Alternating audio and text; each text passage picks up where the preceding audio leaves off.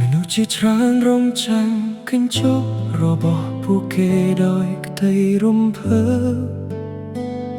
តែមានមនុស្សសំណាដែលកំពុងប្រញាប់ប្រញាល់លើដងផ្លូវ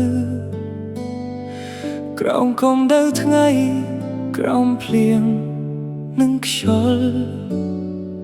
ដើម្បីនាំស្នាមញញឹមទៅដល់ទ្វារផ្ទះរបស់អ្នកព្រឹកមិនទាន់ភ្លឺផងសំឡេងម៉ាស៊ីនក៏ចាប់តាមដំណើរមកสู่វត្ថុភាពមួយនិងការបូកធំមួយនៅលើខ្នងបាកាត់ផ្លូវវែងឆ្ងាយប្រជែងពេលវេលារាល់នាទីដើម្បីឲ្យកញ្ចប់តូចមួយទៅដល់ម្ចាស់របស់វាទាន់ពេលគ្មានអ្នកណាដឹងទេថាក្រោយស្នាមញញឹមនោះគាត់ក៏មានភាពនឿយហត់និងសម្ពាធដោយមនុស្សគ្រប់គ្រាខ្ញុំគ្រាន់តែជាអ្នកដឹកជញ្ជូនអ្នកដឹកតែសង្ឃឹមឆ្លងកាត់គ្រប់ផ្លូវទូថ្ងៃក្តៅទូភ្លៀងធ្លាក់ខ្លាំងខ្ញុំនៅតែបានដំណើរដើម្បីរកប្រាក់បន្តិចបន្តួចគត់គង់គ្រួសារដែលរងចាំនៅផ្ទះគ្មានវិភាគអ្វីធំដុំទេមានតែបេះដូងមួយដែលខំប្រឹងដើម្បីមនុស្សដែលខ្ញុំស្រឡាញ់ពេលខ្លះហូបបាយមិនទាន់ពេលប្រខ្លាយអត្ថជនរងចាំយូរពេលខ្លះជឿខ្លួនក៏មិនហ៊ានសម្រាប់ប្រកាសពុកកិច្ចនៅតែមានសម្បកកង់វិលរត់ពាន់គីឡូម៉ែត្រតាមដងផ្លូវដែលមិនធ្លាប់ស្គាល់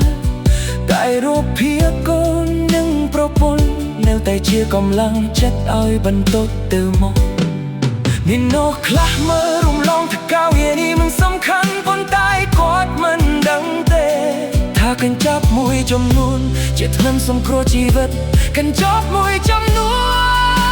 នជាការដូរសម្រាប់មនុស្សជាទីស្រឡាញ់និងកញ្ចប់ជាច្រើនទៀតគឺជាស្នាមញញឹមដែលកំពុងរងចាំខ្ញុំគ្រាន់តែជាអ្នកដឹកជញ្ជូនម្នាក់មិនមានឈ្មោះល្បីល្បាញយូរបីឡើយតែខ្ញុំមានមោទនភាពចំពោះការងារដែលខ្ញុំធ្វើរាល់ថ្ងៃ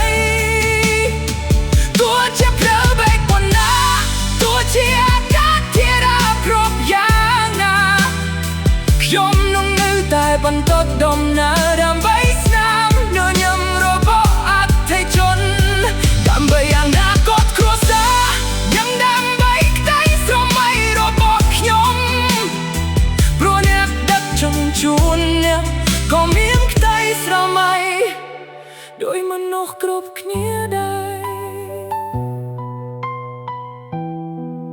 បើថ្ងៃណាមួយអ្នកទទួលបានកញ្ចប់មួយសង្គមផ្លេចថាមានមនុស្សសំណាក់បានធ្វើដំណើររាប់សិបគីឡូម៉ែត្រក្រោមថ្ងៃក្រោមភ្លៀងដើម្បីនាំវាមនប់ដុលដៃអ្នក